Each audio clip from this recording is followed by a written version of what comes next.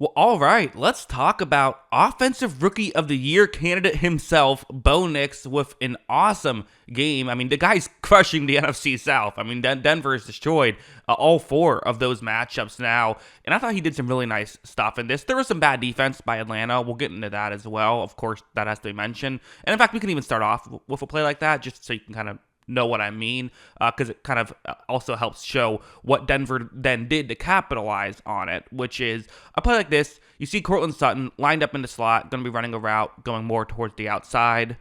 I think this is just a mix-up on assignment right here because everyone else is going to play man coverage. But as you see, I mean, when Nix eventually gets over there, well, actually before Nix even gets over there, you see there is some pressure. So this isn't the easiest play in the world from Bo Nix. He's going to have to navigate the pocket. And this is one thing I think he's done a really good job of with Denver. They block very well for him, but when there is some pressure, I think he does do a good job at navigating the pocket well. Watch, he gets around that, eventually does find Sutton, who, I mean, isn't exactly getting covered particularly well. Now, it's possible Sutton's just ran such a great route, he got open by 20 yards. I'm going to assume that's not the case. I'm going to assume that Atlanta just screwed up the assignment on this one. Nix makes the throw. There were a couple of these where it just looks like, Atlanta not being on the same page, not being able to realize who they're supposed to cover and things like that. And so what do good teams do? Well, they take advantage of their opponent's mistakes. If you have an opponent who is screwing this kind of thing up, then you got to find ways to take advantage.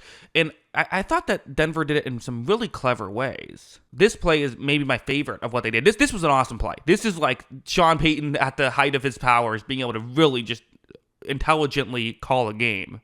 As a Tampa Bay fan, I've seen far too many of these calls go against me, of these play calls go against me over the years in my team. You're going to see Atlanta feel similar after this play. It's man coverage across the board, and I love how they're doing this. This is so smart. So watch what happens. This is what they're doing, which you might sit here and say, well, that's not that clever. You really hype this one up too much. Yeah, sure. I mean, these are plays that can work, right? Running this essentially a pick play where you have multiple players just kind of try and get in the way of the linebacker who's going to cover the Denver halfback.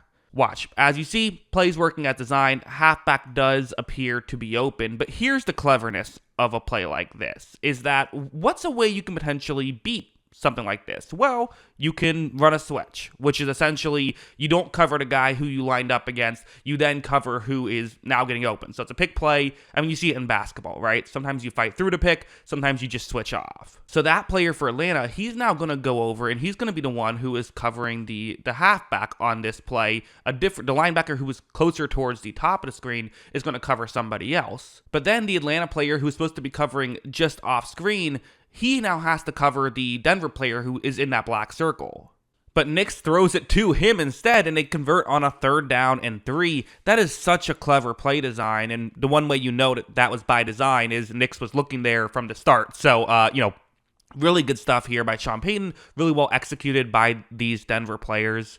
And that's, I think, a lot of what we were seeing was just, again, really clever play calls and really good execution on those clever play calls. Like this one's another one where, again, it's going to be man coverage. And this one's not quite as out of the box as that last one. That last one I don't think I've ever seen before. This one you see from time to time, but they're running a lot of plays like this, even early on in the game, because they know this is something Atlanta struggles with, which is understanding their assignments. You're going to have a player who, you see the route on the screen.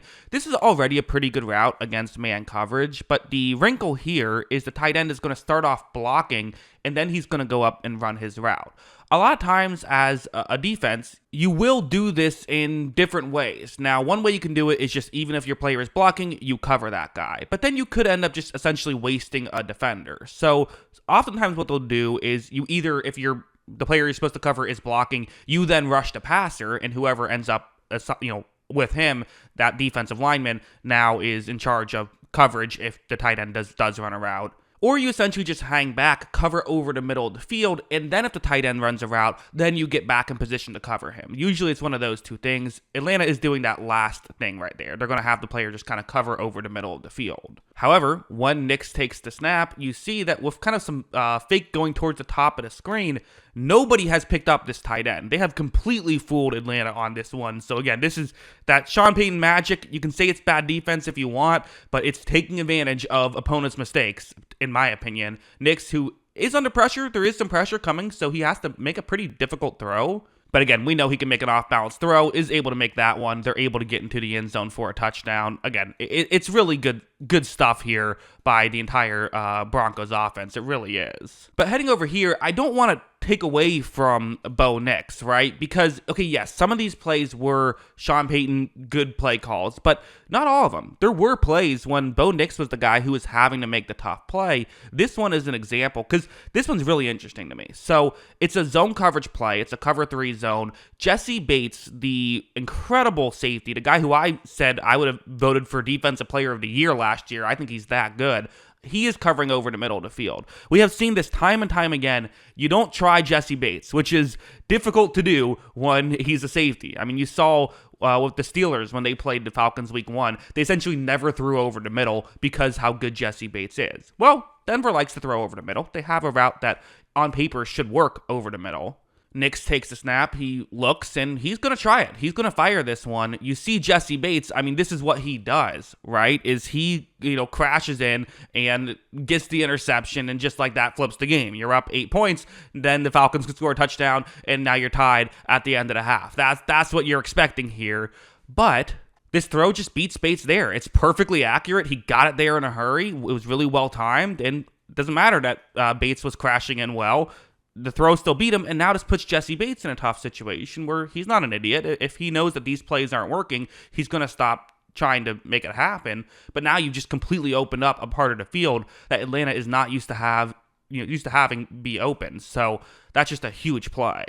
They also picked on Jesse Bates over here a little bit. Again, difficult guy to pick on. It's going to be so the situation is it's a 3rd down and goal. They're at the 12-yard line. There's 30 seconds left, and Denver has a timeout. So I think this is a fine decision to just throw a screen pass, make it a 2-score game at the half.